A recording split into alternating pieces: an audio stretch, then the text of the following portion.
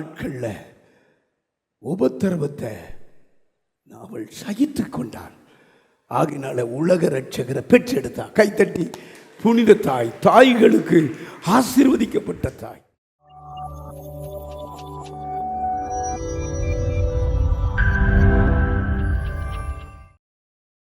மகா மகா பெரியது இரக்கம், ஒவ்வொரு நாளும் புதியது கிருபை. கைகளை உயர்த்தி ஏற்றிடு கிருபை, விலகாத மாறாத கிருபை. மகா மகா பெரியது இரக்கம், ஒவ்வொரு நாளும் புதியது கிருபை. சொல்லுங்க, மகா மகா பெரியது இரக்கம், ஒவ்வொரு நாளும் புதியது கிருபை.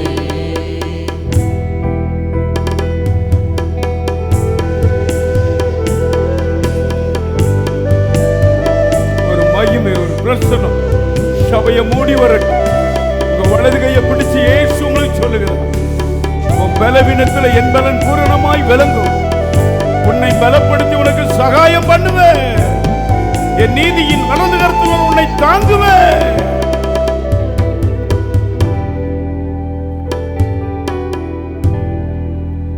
மிக கொடிய வேதனையில் இடுக்கண்கள் மத்தியில் விழுந்து விட்டேன் உன் கரத்தில்.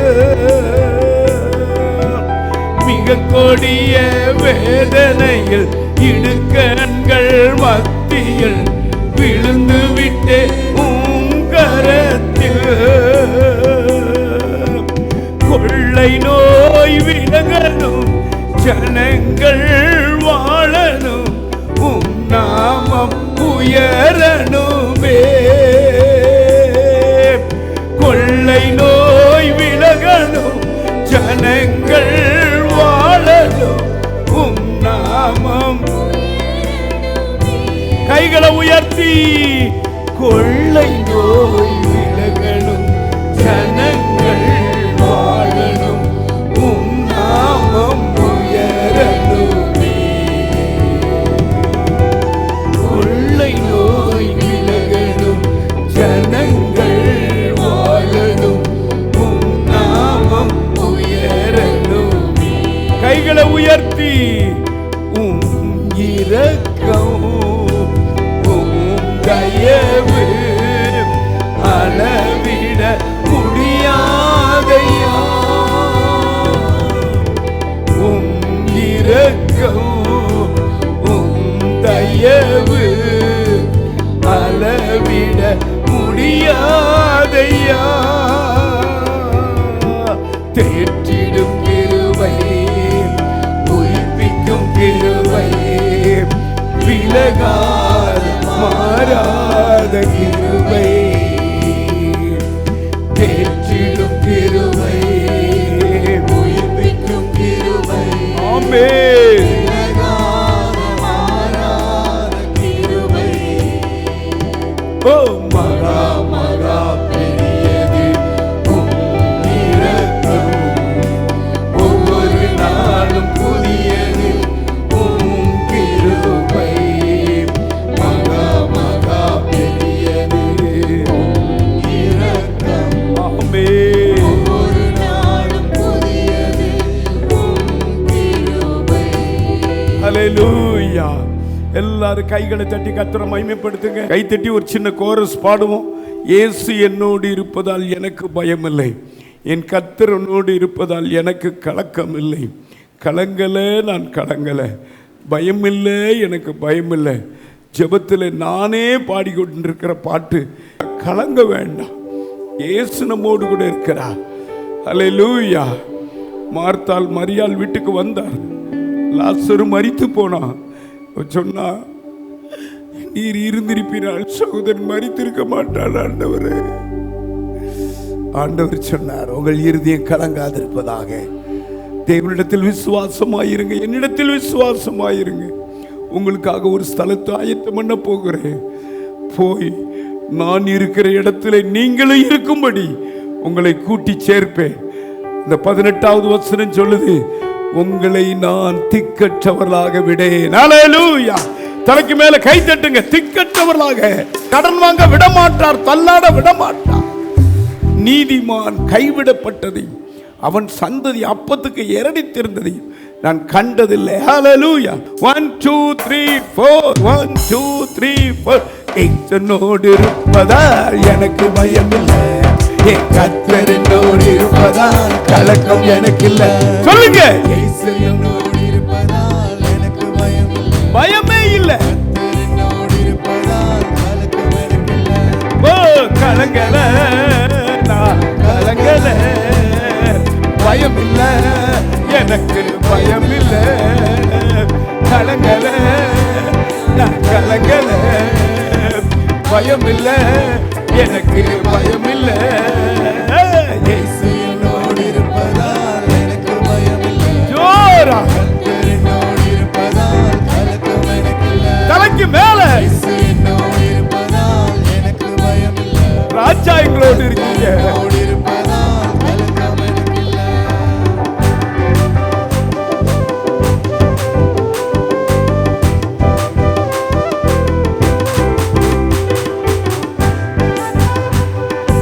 எல்லாம் கை தட்டுங்க.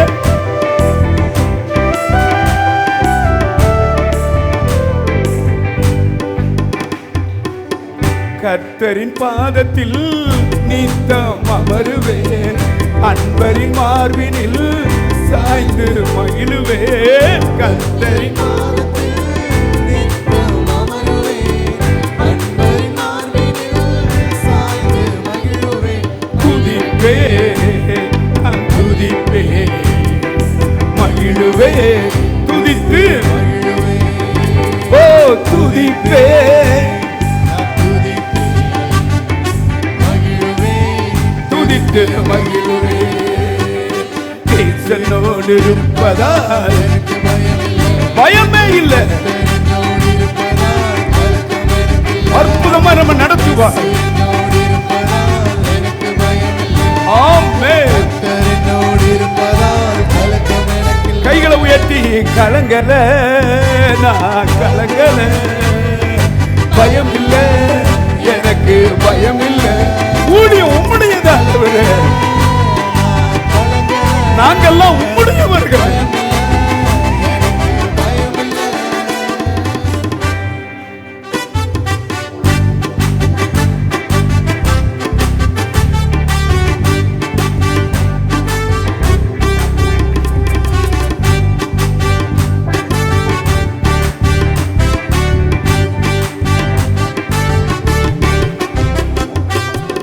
இளமையிலே நான் இயேசுவை தேடுவேன், உலக ஆசையை உதறி தள்ளுவேன்.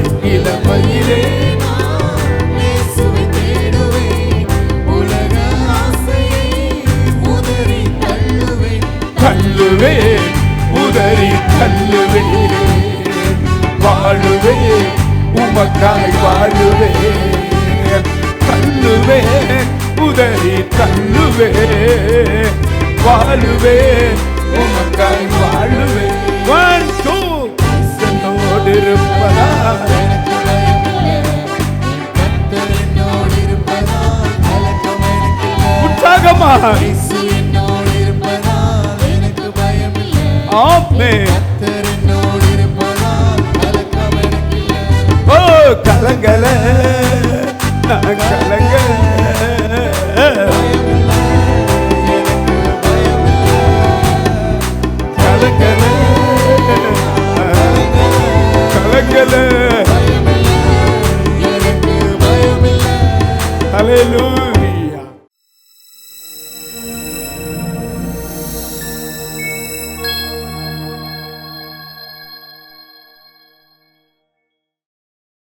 லூக்கா எழுதின புஸ்தகம் 1வது அதிகாரம் 28வது வசனத்தை நான் வாசிக்க கேட்போம். அவள் இருந்த வீட்டில் தேவதூதன் பிரவேசித்து, அவள் இருந்த வீட்டில் தேவதூதன் பிரவேசித்து, கிருபை பெற்றவளே, கிருபை பெற்றவளே, வாழ்க, வாழ்க, கர்த்தர் உன்னுடனே இருக்கிறார், கர்த்தர் உன்னோடு கூட இருக்கிறார், ஸ்திரீகளுக்குள்ளே நீ ஆசீர்வதிக்கப்பட்டவள் என்றார். ஸ்திரீகளுக்குள்ளே நீ ஆசீர்வதிக்கப்பட்டவள்.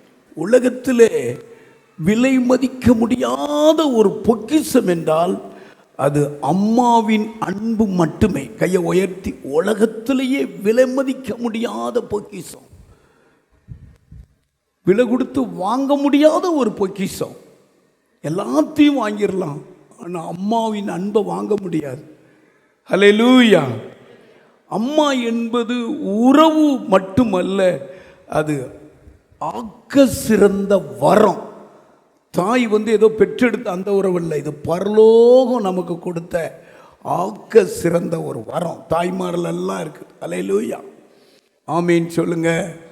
ஆகினாலே இங்கே அந்த தாய்களுக்கெல்லாம் தாய், இயேசுவை பெற்றெடுத்த அந்த தாயினுடைய குணத்தை குறித்து நான் உங்களுக்கு சொல்ல போறேன். அவள் இருந்த வீட்டிலே தேவதூதன் பிரவேசித்து, கிருபை பெற்றவளே வாழ்க, கர்த்தர் உன்னோடு கூட இருக்கிறார்.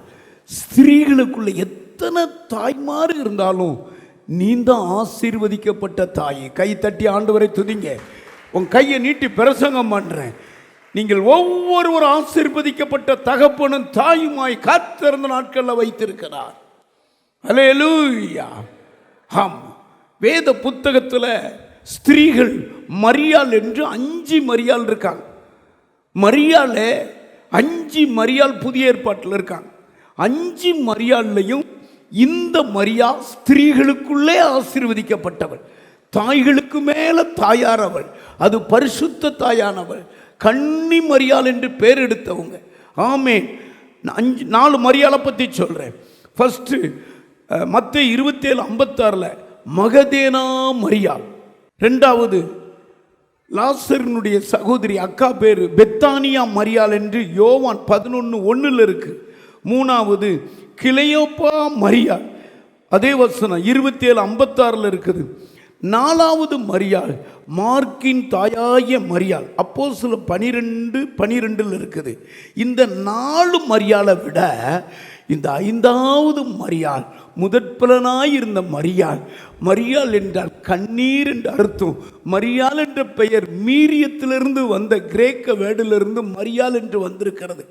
மரியாள் என்றால் அது பரிசுத்த தாய். கையை உயர்த்தி ஒரு அல்லேலூயா சொல்லுங்க. மறுபடியும் ஒரு அல்லேலூயா சொல்லுங்க. ஹல்லேலூயா. எத்தனையோ குணசாலி ஸ்திரீகள் இருந்தாங்க. சாலமோன் சொல்லுகிறார், எல்லாவற்றை பார்க்கிறோம் நீயோ அவர்களில் மேலானவர்கள் என்று சொல்கிறார். நீதிமொழிகள் என்ன புஸ்தகம் 31வது அதிகாரம் 29வது வசனத்தை நீங்க வாசித்தா, அநேக ஸ்திரீகளுக்குள்ளே நீயோ அவர்கள் எல்லாரிலும் மேற்பட்டவள் என்று அவளை புகழ்கிறார். வாசிங்க. அநேகம் பெண்கள் குணசாலிகளா இருந்தது. அநேக பெண்கள் குணசாலி தான். சாராள் ஒரு தாய்களுக்கு தாய் தான். ஆமா, ரெபேக்காள் ஒரு குணசாலி தான், தெபேராள் ஒரு குணசாலி தான். இப்படி அநேக பெண்கள் குணசாலியா இருந்த போதிலும் நீயோ அவர்கள் எல்லாரிலும் மேற்பட்டவள் என்று அவளை புகழ்ந்தார். கைகளை உயர்த்தி பரலோகம் மரியாளை புகழ்கிறது. எத்தனையோ ஸ்திரீகள் வரட்டும், ஆனால் நீயோ அவர் எல்லாவற்றிலும் மேற்பட்டவர். ஆமென். காரணம், இயேசுவை சுமந்த தாய். 27வது லூக்கா 1:27 அதுல கன்னி மரியாள். எப்படி அந்த வார்த்தை அர்த்தமா சொல்றார் பாருங்க, ரொம்ப அற்புதமா இருக்கும். ஹல்லேலூயா. கரைதிரை இல்லாத மரியாள், இயேசுவை பெற்றெடுத்த மரியாள், இந்த உலகத்தை பெற்றெடுத்த தாய். ஆகினால இந்த தாயார் தினத்தில் நான் ஒன்று சொல்றேன், அப்படி ஆசீர்வதிக்கப்பட்ட தாயாய் நீங்கள் மாறணும். கையை உயர்த்தி ஒரு அல்லேலூயா சொல்லுங்க. ஹல்லேலூயா. ஏதோ தகப்பன்மார் சம்பாத்தியம் பண்ணி போடுவாங்க. வீட்டை கட்டுகிறது ஸ்திரீ தானே, தாய்மார் தானே கட்டணும். பிள்ளைகளை தட்டி எழுப்புகிறது தாய்மார் தானே தட்டி எழுப்பி வரணும். பிள்ளைகளை நல்லொழுக்கத்தில் கொண்டு வர்றது தாய்மார் தானே கொண்டு வரணும். அந்த அபிஷேகம் உங்க மேலே இறங்கணும். கையை உயர்த்தி ஹல்லேலூயா, ஹல்லேலூயா. படிமா 1:27 படி. தாவீதின் தாவீதின் வம்சத்தானாகிய யோசேப்பு என்கிற நாமமுள்ள புருஷனுக்கு நியமிக்கப்பட்டிருந்த ஒரு கன்னிகையின் இடத்திற்கு கன்னிகை. தேவனாலே அப்ப நான் எழுதி வச்சிருக்கேன், கன்னியான பெண், கன்னியாகிய மரியாள். அப்போஸ்தலர் 1:14 தாயவே, அதாவது இயேசுவையே பெற்றெடுத்த புனித தாயாகிய மரியா. ஹல்லேலூயா. நீங்க பிள்ளைகளுக்கு தாயாய் இருங்க, ஒரு தாயின் ஸ்தானத்தில் இருங்க, மரியாளை போல நீங்க காணப்படுங்க. இந்த மரியாளுக்குள்ள 10 விதமான ஆசீர்வாதம் காணப்பட்டது.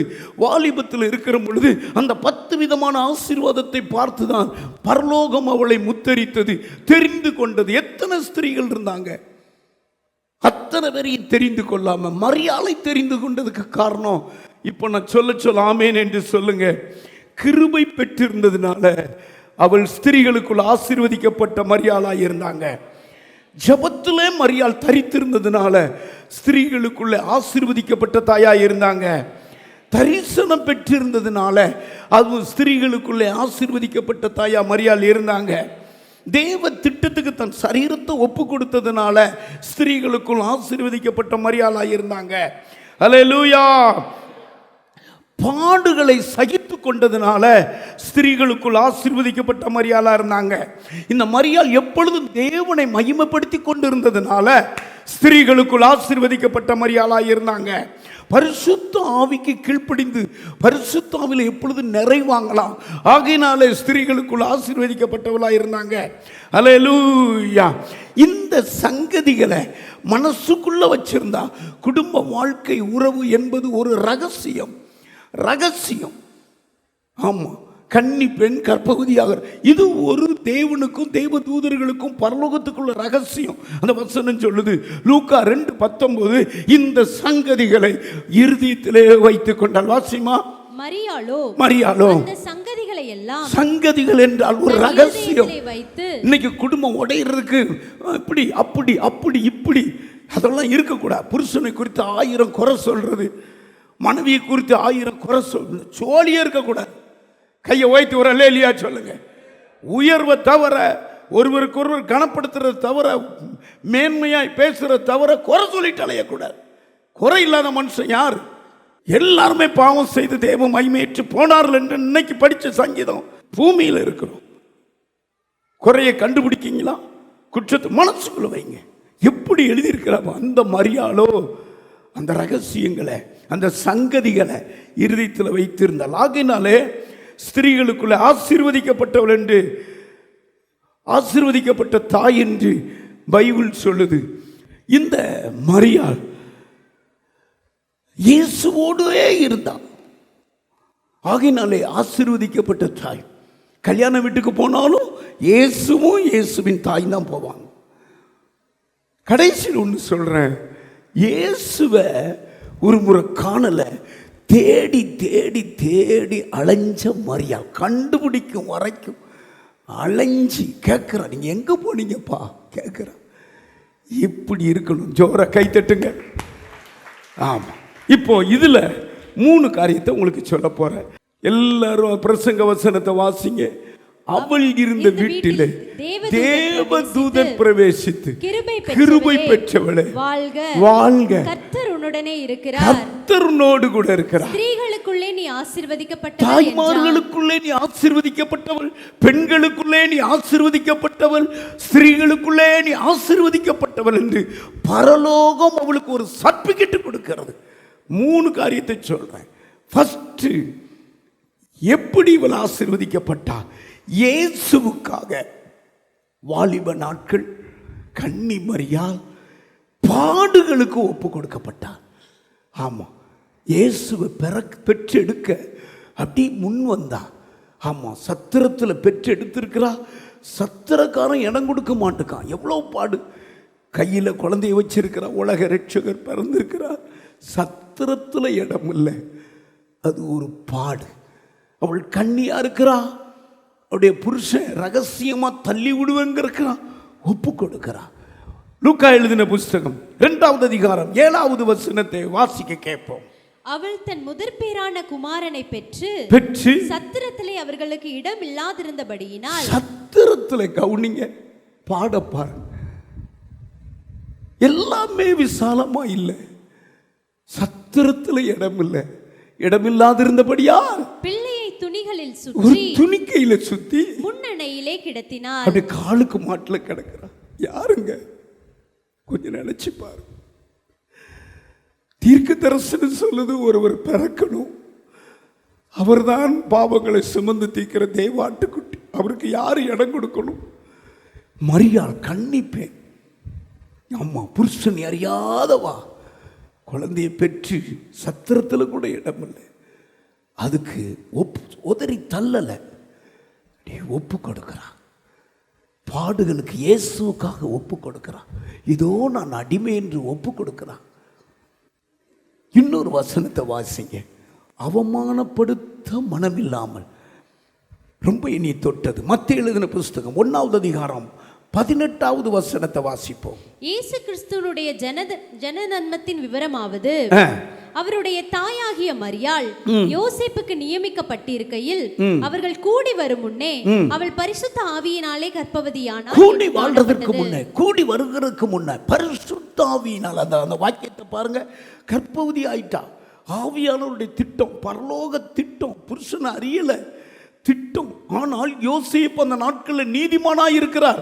யோசேப்பு கேள்விப்படுகிறார், என்னப்பா மரியாள் வீட்டில் இப்ப இருக்கிறா, கல்யாணம் நடக்கல, ஆனாலும் அவர் அந்த வாசிங்க அடுத்த வருஷம். புருஷனாகிய யோசேப்பு நீதிமானாயிருந்து அவளை அவமானப்படுத்த மனதில்லாமல் ரகசியமாய் அவளை தள்ளிவிட யோசனையாய் கன்சீவா இருக்கணும். தள்ளிவிட மனசு இல்லாம பாருங்க, அவமானப்படுத்த மனசு இல்லாம.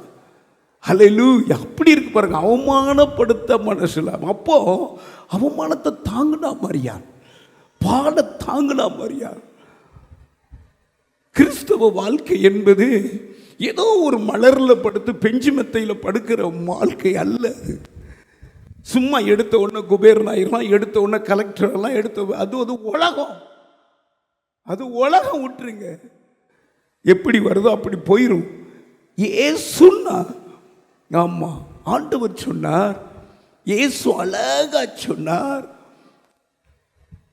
இந்த பாடுகளில் இதுதான் நமக்கு அடிச்சுவடு. பேதுரு 1 பேதுரு எழுதின புஸ்தகம் 2வது அதிகாரம் 21வது வசனத்தை நீங்க வாசித்தா, கிறிஸ்து பாடுபட்டதை அடிச்சுவடாய் வைத்திருக்க. வாசிங்க. இதற்காக நீங்கள் அழைக்கப்பட்டும் இருக்கிறீர்கள். இதற்காக நீங்கள் அழைக்கப்பட்டிருக்கீங்க.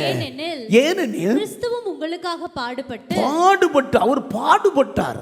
ஏதோ வந்த உடனே கட்டளை இடல, வாங்க அப்படின்னு நீ ரட்சிக்கப்படுன்னு கட்டளை இடல. எல்லாம் அந்த உலகம் பூரா ஞானஸ்தானம் எடுங்கன்னு கட்டளை இடல. அவர் பாடுபட்டார். அந்த பாடுபட்டு நீங்கள் தம்முடைய அடிச்சுவடுகளை, அதே பாடுகளின் அடிச்சுவடுகளை வரும்படி உங்களுக்கு மாதிரியை எல்லா தலைக்கு மேல கை தட்டுங்க. ஆமா,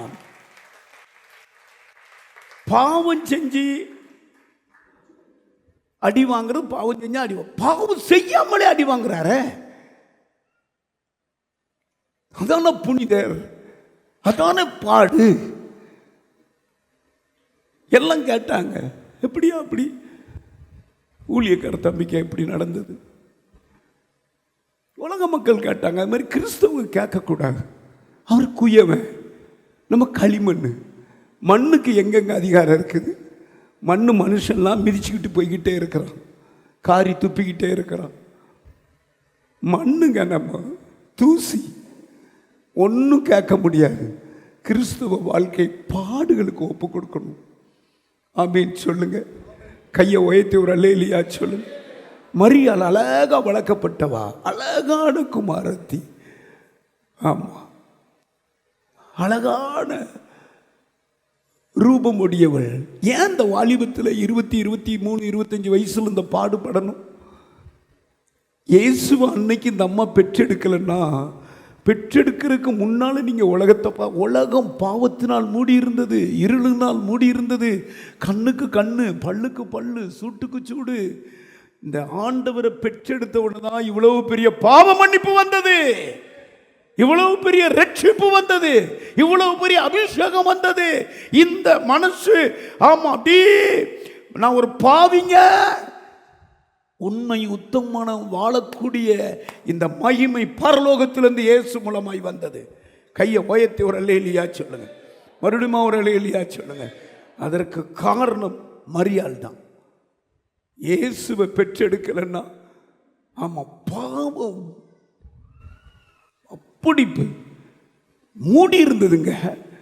இந்த பாவத்தை போக்க வந்த இயேசு தன் சரீரத்தில் அதை ஏற்றிக்கொண்டு நம்முடைய துக்கங்களை ஏற்றிக்கொண்டு சுமந்த இயேசுவை அந்த வாலிப மகளாகிய மரியாள் ஏற்றுக்கொண்டானே, ஒப்பு கொடுத்தாலே. அல்லேலூயா. ஒரு கேள்வி கேட்கல. இதோட நான் ஆண்டவருக்கு அடிமைனால அதனால ஒரு கேள்வி கேட்கக்கூடாது. ஊஸ்து தேசத்தில் பெரிய ஐஸ்வர்யவான், நிறைய ஒட்டகங்கள் மாடுகள், அன்னைக்கு அதுதான் செல்வம், ஏராளமான செல்வம், ஏராளமான வேலைக்காரர்கள், 700 ஒட்டகம், ஏர்மாடு 500 ஏர்மாடு, லிஸ்டே இருக்குது. அவரை போல,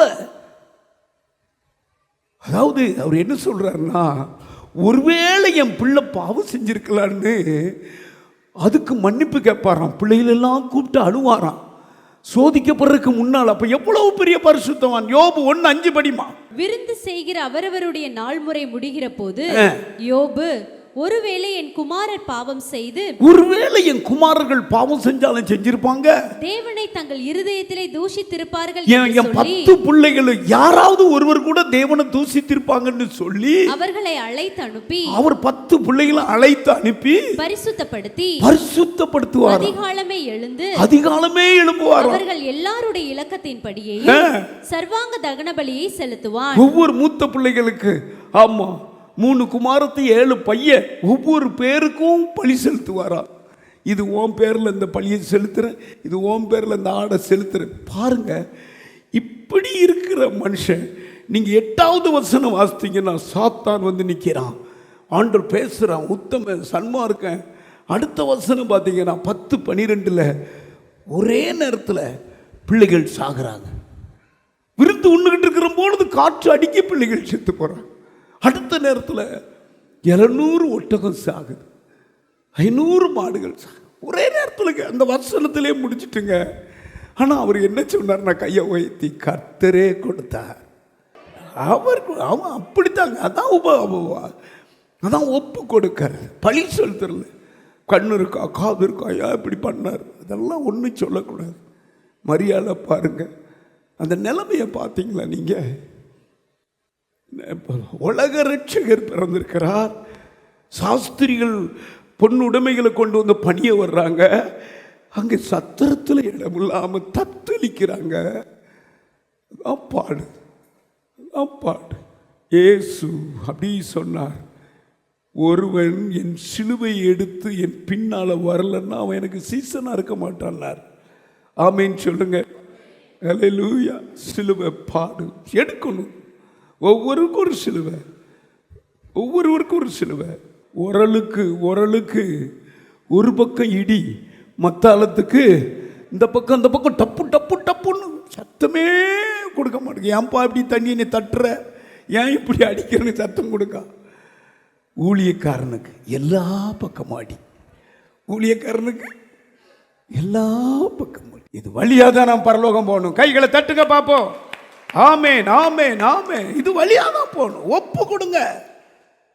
மரியாள் மட்டும் அன்னைக்கு தட்டி விட்டுட்டான்னா, நான் சிங்காசனத்தில் இருந்தவா அரண்மனையில் இருந்தவா எனக்கு எதுக்கு இந்த சத்திரத்தில்னு விட்டுட்டு போயிருந்தா அந்த மாதிரி ரட்சிப்பே வந்திருக்காரு. அழகா பவுல் சொல்லுகிறார் ஒரு வார்த்தை. 2 தீமோத்தேயு எழுதின புஸ்தகம் எல்லாரும் அதை படிக்கணும். 2 தீமோத்தேயு எழுதின புஸ்தகம் 2வது அதிகாரம் 12வது வசனத்தை படிச்சா, அவரோடு பாடுகள் அனுபவித்தார், அவரோடு ஆளுகையும் செய்வோம். வாசிங்க. அவரோடு கூட பாடுகளை சகித்தோமானா, அவரோடு கூட பாடுகளை சகித்தோமானா, அவரோடு கூட ஆளுகை. ஜோர கை தட்டுங்க. இனி வருகிற நாட்கள் ஆளுகை செய்கிற நாட்கள். இனி வருகிற காலம் உனக்கு கையில அதிகாரம் கொடுக்கிற காலம், செங்கோலை நீட்டுகிற நாட்கள் வந்துருச்சு. இப்படியே பாடு இல்லை. ஆமா, ஒரு அதிகாரம். அவரோடு பாடுபட்டா அவரோடு கூட ஆளுகையை செய்வோம். கையை உயர்த்தி அந்த நாட்கள், அந்த பொறுப்பு, அந்த ஆசீர்வாதம், அந்த உத்தரவாதத்தை சீக்கிரம் உங்களுக்கு தரப்போறார். ஆமா, சோத்திரம். ஒரு ஜெயிக்கிற ராஜா, அவர் ஜெயிக்கிறவர். ஒரு முறை அவருடைய குதிரை தனியாக நின்றுச்சு. ஜனங்கள் எதிரியினுடைய நாடு அந்த குதிரையை பார்த்து, இந்த குதிரையில் தானே வேகமாக வந்து இப்படி நம்ம சிறைப்படுத்துகிறாரு, ராஜா ஏறுற குதிரை நம்ம கையில் கிடச்சிட்டுன்னு சொல்லி ஒரு பெரிய குழியில் போட்டு அந்த குழிக்கு மேலே மண்ணெல்லாம் போட்டாங்க. அந்த குழிக்கு மேலே கல்லெல்லாம் போடுறாங்க, குப்பையை போடுறாங்க, கூலத்தை போடுறாங்க, எல்லாம் போடுறாங்க. போட்டு இங்கே கவனிங்க, அப்படியே தூக்கிட்டு வந்து அப்படி போட்டு அப்படி போயிடுறாங்க. போட்டு வந்து இந்த குதிரை ராஜா ஏறி ஜெயம் கொடுத்த குதிரை என்ன பண்ணிச்சு தெரியுமா? கல் போடும்போது கல்லுக்கு மேலே ஏறிட்டு, குப்பையை போடும்போது குப்பைக்கு மேலே ஏறிட்டு, தூசியை கொண்டு அப்படியே டோசரில் தட்டும்போது ஒரு குலுக்கிட்டு மேலே ஏறிட்டு, கடைசி ஒரு 5 அடி வரும்போது குதிச்சு ஏறி குழியில் தள்ளி விட்டோன்னா பின்னால் காலில் டப்புன்னு உதச்சி கொன்னே போட்டுட்டு. அதுதான் நீங்களும் நானும் கையை உயர்த்தி நம்மளை குழியில் தள்ளுற பிசாசை கொல்றதுக்கு தான் கத்தர் வச்சிருக்கிறேன். ராஜா ஏறுகிற குதிரை நான். கையை சொல்லுங்க, நாங்கள் ஏசு ராஜா ஏறுற குதிரை, ராஜா ஏறுற குதிரை நானு. ஹல்லேலூயா. தூசி வரட்டும், குப்பை வரட்டும், மேலே மேலே மேலே ஏறிக்கிட்டு தான். அவன் நினச்சான் அந்த குப்பை அவனை கொண்டுட்டு அவனை படுக்க வச்சுட்டு நிற்க முடியலை, அப்படித்தான் தாகத்தில் செத்துரும், அப்படிதான் நினைக்கிறான் பிசாசு, அப்படிதான் நினைக்குது. ஆனால் அப்படி அல்ல அருமையானவர்களே, எல்லாத்தையும் தாண்ட மிதிக்க கர்த்தர் கிருபை செய்திருக்க. ஹல்லேலூயா. வாலிப நாட்களில் உபத்திரவத்தை அவள் சகித்து கொண்டாள். ஆகினால உலக ரட்சகரை பெற்றெடுத்தாள். கைத்தட்டி புனித தாய், தாய்களுக்கு ஆசீர்வதிக்கப்பட்ட தாய், ஸ்திரீகளுக்குள்ளே ஆசீர்வதிக்கப்பட்ட தாய். ஒவ்வொருவரும் அந்த பேரை வாங்கணும். 2வது எனக்கு ஆண்டவன் கூட பேசினது, இயேசுவை ஒரு 3 நாளாக காணலை. தேடுறா. ஐயோ, தேடி கண்டுபிடிச்சி ஏசப்பாட்ட கேட்க நீங்கள் எங்கே போனீங்க? அந்த சம்பவத்தை நான் படிச்சுட்டு கண்ணீர் விட்டேன். இதுதான் தாய். கையை உயர்த்தி. ஆம்பளைகள் உழைச்சி போடுவாங்க, பெண்கள் பிள்ளைகளை தேடி கண்டுபிடிச்சி ஒழுக்கத்தில் நடத்தணும், சரியா பரிசுத்தத்தில் நடத்தணும், சரியா. இந்த பகுதியை பாருங்க. லூக்கா எழுதின புஸ்தகம் 2வது அதிகாரம் 43வது வசனத்தை வாசிங்க. பண்டிகை நாட்கள் முடிந்து திரும்பி வருகிற போது பிள்ளையாகிய இயேசு எருசலேமிலே இருந்து விட்டார். எருசலேமில் அவர் இருந்து விட்டார். 3 நாள் 7 நாள் பண்டிகையில அவர் இருந்துட்டார். இது அவருடைய தாயாருக்கும் யோசேப்புக்கும் தெரியாதிருந்தது. அவர்கள் பிரயாணக்காரரின் கூட்டத்திலே இருப்பார் என்று அவர்கள் நினைத்து ஒரு நாள் பிரயாணம் வந்து உறவின் முறையாரிடத்திலும் அறிமுகமானவர்களிடத்திலும் அவரை தேடினார். ஒரு நாள் பிரயாணம் பண்றாங்க. வந்து ஐயா இயேசு எங்க காணோம், இயேசு எங்க காணோம்னு தேடுறாங்க. பாருங்க 48வது வசனம் வாசி. தாய் தகப்பன்மாரும் அவரை கண்டு ஆச்சரியப்பட்டார்கள். அப்பொழுது அவருடைய தாயார் அவரை நோக்கி, மகனே, ஏன் எங்களுக்கு இப்படி செய்தாய்? ஏன் இப்படி எங்களுக்கு செய்தாய்? இதோ உன் தகப்பனும் நானும் விசாரத்தோட உன்னை தேடினோமே என்றால். கையோ உயர்த்தி ஒரு அல்லேலூயா சொல்லுங்க. விசாரத்தோடு தேடுறமே. இந்த இருதயம் இருக்கணும். பிள்ளை அதுக்கு வீட்டுக்கு நேரத்துக்கு வரலன்னா தேடணும், சும்மா விட்டுறக்கூடாது. அல்லேலூயா. என்ன அற்புதமான தாய், என்ன பரிசுத்த தாய். பேர் வச்சது கரெக்டாக இருக்கு பாருங்க. இயேசு இல்லைன்னா இருள் தாங்க. ஆமாம், இயேசு மட்டும் அந்த கல்யாண வீட்டில் இல்லைன்னு வச்சுக்கோங்க, கல்யாண வீடு கொலகார வீடாக நடந்திருக்கும். அட்லீஸ்ட் ஏன்டா எங்களுக்கு பத்திரிக்கை கொடுத்த, திராட்சை ரசம் கொடுக்கல, பிற நீ பிரியாணி போட்டு என்ன பிரச்சனை அப்படின்னு வந்திருக்கும். இயேசுவை இல்லை தேடணும். கையை உயர்த்தி. ஆமேன். அவரை விடவே கூடாது. இயேசுவை தேடணும், இயேசுவை தேடணும், இயேசுவை தேடணும். ஹல்லேலூயா. இயேசுவை இல்லாத வீட்டில் இருள் வந்துடும். இயேசு இல்லாத வீட்டில் சந்தேகம் வரும், பரிசுத்தம் இருக்காது, குடிவெறி இருக்கும், பொல்லாத ஆவிகள் இருக்கும், மாம்சக்கிரிகள் இருக்கும். இயேசுவை தேடணும். கையை உயர்த்தி. அல்லேலூயா. இயேசுவை எத்தனை பேர் தேட போறீங்க? ஆமேன் சொல்லுங்க. ஆமேன். மரியாள், மகதேனா மரியாள், நான் சொன்னது போலவா சொல்றா, மார்த்தாளின் சகோதரி, ஏசப்பா ஏசப்பா நீங்க இருந்திருப்பீரானா என் சகோதரன் மரித்திருக்க அப்பா உணர்றா. இயேசு இல்லாத இடத்துல மரணம் வரும் நினைக்கணும். அந்த வீடு வெறுமையா இருந்ததுனால தண்ணிலும் பொல்லாத ஆவி 7 ஆவியை கூட்டிட்டு வந்துட்டான் வீட்டுக்குள்ள. பாருங்க, அந்த வசனம் அப்படி சொல்லு. அந்த வீடு ஆமாம், வெறுமையாக இருந்ததுன்னா நம்ம வீட்டில் வெறுமையாக இருக்க விடக்கூடாது. ஒவ்வொரு வீட்லேயும் ஆண்டவர், ஒவ்வொரு பகுதியிலையும் ஆண்டவர் இருக்கணும். கிச்சனில் ஆண்டவர் இருக்கணும், ஹாலில் ஆண்டவர் இருக்கணும், ஸ்தோத்திரம், பெட்ரூமில் ஆண்டவர் இருக்கணும். கை தட்டுங்க. ஹல்லேலூயா, ஹல்லேலூயா, ஹல்லேலூயா, ஹல்லேலூயா. விட்டுறக்கூடாது ஆண்டவரை, விட்டுறக்கூடாது ஆண்டவரை. ஆண்டவர் உடனே என்ன சொல்றாரு பாருங்க. ஆண்டவர் உடனே என்ன சொன்னாரு? நான் பிதாவுக்கு அடுத்த காரியத்தை செய்ய வேண்டாமா? அதற்கு அவர், இயேசு என்ன சொன்னாரு? நீங்கள் ஏன் என்னை தேடினீர்கள்? என் பிதாவுக்கு அடுத்தவைகளில் நான் இருக்க வேண்டியது என்று அறியாதிருக்கிறீர்களா? ஆமா, அப்போ என்னன்னா அந்த சத்தியத்துக்குள்ள பிள்ளைகளை நடத்தணும். நீங்க என் பிதாவுக்கு அடுத்து அவர் சொல்ற சத்தியத்தை நான் கேட்க வேண்டாமாங்கிறார். எவ்வளவு உண்மை! உங்க திறமையில பிள்ளைகள் நடத்த முடியாது. ஆண்டவர் பாருங்க எவ்வளவு மகிமையா நமக்கு போதிச்சுக்கிட்டு இருக்கிறாரு. அல்லேலூயா. எல்லாரும் கையை உயர்த்தி ஒரு அல்லேலூயா சொல்லுங்க. அல்லேலூயா. ஒரு செபதேயாயின் குமாரத்தி ஒரு விண்ணப்பம் கேட்க வாரா. அவன் என்ன சொல்றான்னா, எனக்கு கொடுத்தது 2 ஆம்பளை பையங்க, ஆனால் இயேசுவே இயேசுவே நீர் உங்களுடைய ராஜ்யத்துக்கு வருவீங்கல்ல, இப்போ நான் இதுவரைக்கும் நான் உங்கள் கூட பின்பற்றிருக்கிறேன், நாங்கள் ஊழியம் செய்திருக்கிறேன், நான் உங்களுடைய ராஜ்யத்தில் வரும்போது ஒரு பையன் உங்களுடைய வலது பக்கத்துலையும் ஒரு பையன் இடது பக்கம். எப்படி கேட்குறா பாருங்க, கையை உயர்த்தி. என் பிள்ளை உலகத்துக்கு அங்கே போய் சாதிக்கிறத விட இங்கே போய் சாதிக்கிறத விட உங்கள் பக்கம், உங்கள் வலது பக்கம் ஒரு பையன், இடது பக்கம் ஒரு பையன் தான் இருக்கணும். மத்தேயு எழுதின புத்தகம் 20வது அதிகாரம் 20வது வசனத்தை வாசிங்க. அப்பொழுது செபதேயுவின் குமாருடைய தாய் தன் குமாரரோடே கூட அவரிடத்தில் வந்து இயேசுவினிடத்தில் வந்து அவரை பணிந்து கொண்டு, இயேசுவை பணிந்து கொண்டு, உம்மிடத்தில் ஒரு விண்ணப்பம் கேட்கிறப்பா, ஒரு விண்ணப்பம் பண்ண வந்திருக்கிற, ஒரு ஜெபம் பண்ண வந்திருக்கிற இயேசுவே, நேருக்கு நேர் உங்களை பார்க்கிற, உங்களுக்கு ஊழியம் செய்கிற, ஒரு விண்ணப்பத்தை பண்ண வந்திருக்கிற. என்ன விண்ணப்பம்? அவர் அவளை நோக்கி, உனக்கு என்ன வேண்டும் என்று என்னமா உனக்கு வேணும்? அதற்கு அவள் ராஜ்யத்திலே என் குமாரராகிய இவ்விரண்டு பேரில் ஒருவன் உமது வலது பாரிசத்திலே, ஒருவன் உமது இடது பாரிசத்திலே. உங்க ராஜ்யம், ஆமா உங்க ராஜ்யம், உங்க சபை, உங்க ஊழியம், இந்த IPS சபை உங்க சபைப்பா. உங்க சபைக்கு என் பிள்ளை வந்துடணும். ஒரு பிள்ளை கீபோர்டு வாசிக்கணும், ஒரு பிள்ளை ட்ரம் வாசிக்கணும், ஒரு பிள்ளை பைபிள் வாசிக்கணும். என் பாஸ்டர் என் பிள்ளைகளை கூட்டு ஆராதனை செய்யணும் சொல்லணும். இதைத்தான் நினைக்கிறேன். கையை தட்டு. இதுதாங்க வேணும். ரவுடித்தனம் பண்றது அது வேற. அங்க ஆவிக்குரிய காரியத்தில் ஊட்டச்சத்தை கொடுத்துக்கிட்டே இருக்கணும். நீங்க இயேசு இல்லைன்னா ஒண்ணும் இல்லைங்க. அந்த படகுல அவர் கால் மிதிக்காத நேரம் வரைக்கும் தோல்விதான். ஆமீன் சொல்லுங்க. படகுல கால் மிதிச்ச பிறகுதான் ஜெயம். இயேசு இல்லைன்னா நான் ஜெயிக்க முடியாதுன்னு நீங்க சொல்லணும்.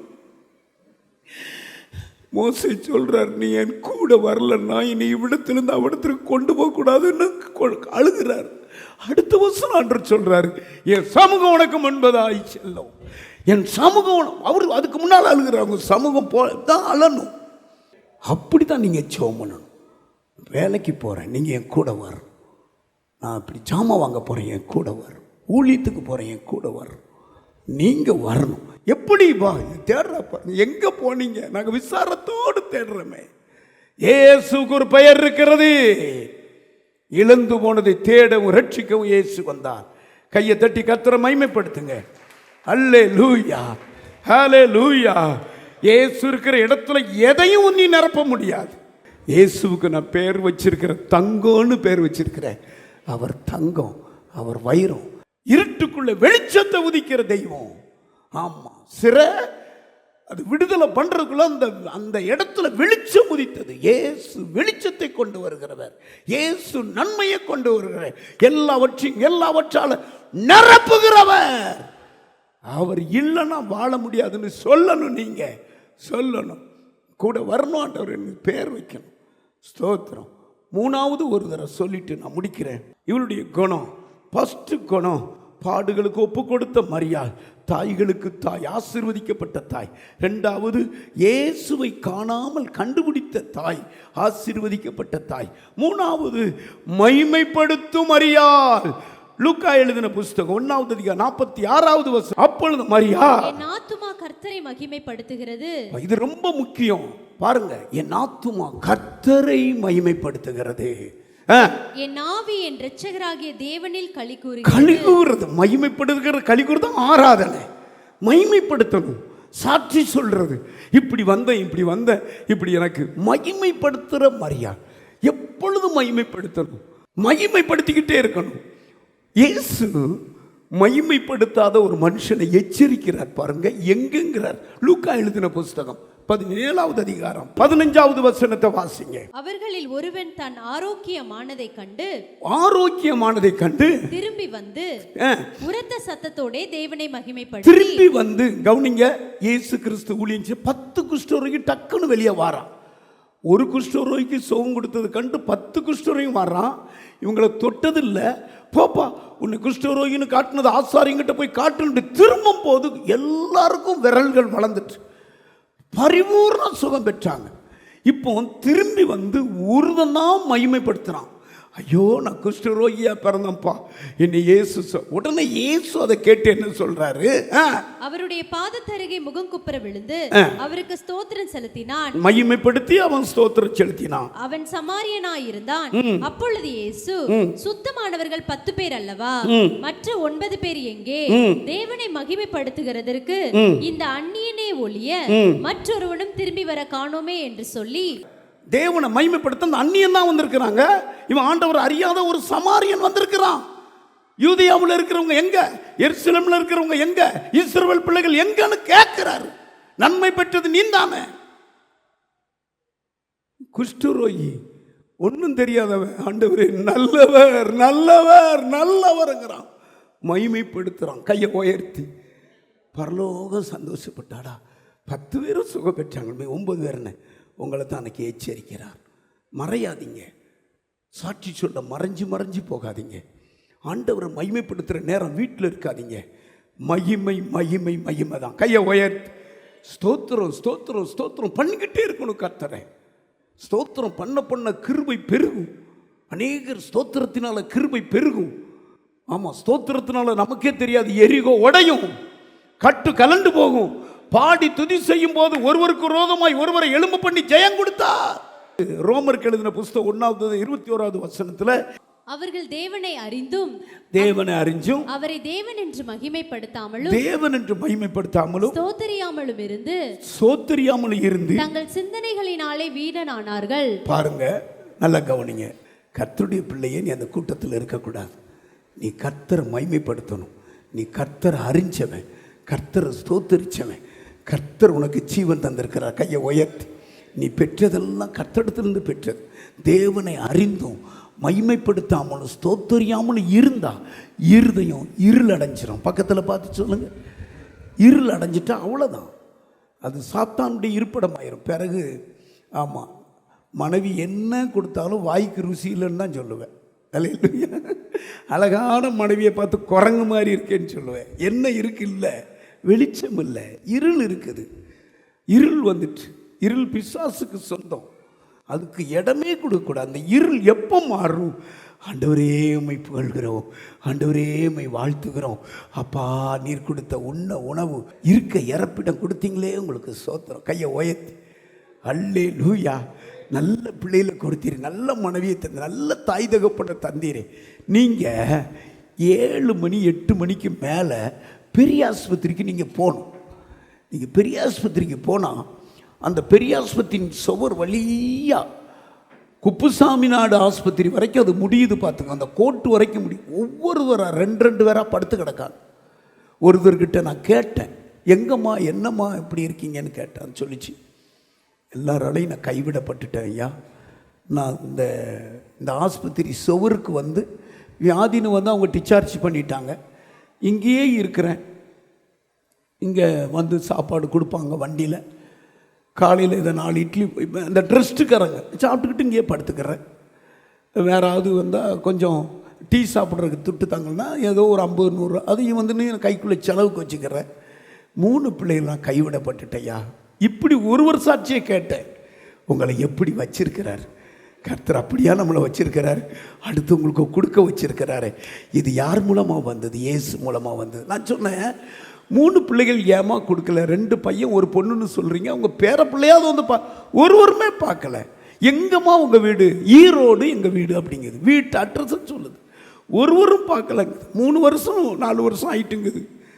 ஆமாம், வயசு கிட்டத்தட்ட அவங்களுக்கு ஒரு 60 வயசு 65 வயசு தான் இருக்கும். நல்லாவும் இருக்காங்க ஆளு. நினச்சி பாருங்க, என்னமான எங்கள் வீட்டுக்கார் இல்லாத நேரத்தில் பிள்ளைலாம் குடிச்சு பழகிட்டாங்க. ஐயா, அவனுக்கு குடிகாரனுக்கு அவனுக்கு குடிக்கிறதுக்கே துட்டு பத்தலை, காலி விளையாட்டு விளையாடுறதுக்கு அவனுக்கு பத்தலை அப்படின்னு சொல்கிறாங்க. உங்களை என்னை எப்படி மீட்டிருக்கிறார் இந்த மகிமை, இந்த ரட்சிப்பு, இந்த அபிஷேகம், அந்த வெளிப்பிடத்தில் கொடுத்த இயேசுக்கு பேர் மகிமையின் கர்த்தர். 1 கொரிந்தியர் எழுதின புஸ்தகம் 2வது அதிகாரம் 8வது வசனத்தில் மகிமையை கொடுக்கிற கர்த்தர் அவர்கள் சிலுவையில் அறைந்தார்கள். நீ நானும் மகிமையை பெற. படிமா. அதை இப்பிரபஞ்சத்து பிரபுக்களில் ஒருவனும் அறியவில்லை. அறிந்தார்களானால் மகிமையின் கர்த்தரை அவர்கள் சிலுவையில் அறைய மாட்டார்கள். எல்லாரும் எந்திரிச்சு நில்லுங்க பாப்போம். எல்லாம் தலையில கை வைங்க. மகிமையின் கர்த்தர் உன் வீட்டுக்கு மகிமையை கொடுக்கிறவர், உன் வீட்டுக்கு ரட்சிப்பை கொடுக்கிறவர், வெளிச்சத்தை கொடுக்கிறவர், அபிஷேகத்தை கொடுக்கிறவர், மேலும் மேலும் பெருகச் செய்கிறவர், உன் பிள்ளைய வளர்த்து ஞானியாக்கிறவர். அவருக்கு பேர் மகிமையின் கர்த்தர். அந்த மகிமையின் கர்த்தரை, அந்த மகிமை உனக்கு கொடுக்கும்படி சிலுவையில் அறையப்பட்டார். அன்பார்ந்தவர்களே, ஒவ்வொரு ஞாயிற்றுக்கிழமையும் ஏராளமான ஜனங்கள் நமது ஆலயத்திற்கு வந்து விடுதலை, சுகம், ஆசிர்வாதம் மற்றும் சமாதானம் பெற்று செல்கின்றனர். நமது சபையின் ஆராதனை நேரங்கள்: ஒவ்வொரு ஞாயிற்றுக்கிழமை தோறும் 1ஆம் ஆராதனை அதிகாலை 5 மணிக்கும், 2ஆம் ஆராதனை காலை 7 மணிக்கும், 3ஆம் ஆராதனை காலை 9 மணிக்கும், 4ஆம் ஆராதனை மாலை 6:30 மணிக்கும் நடைபெறும்.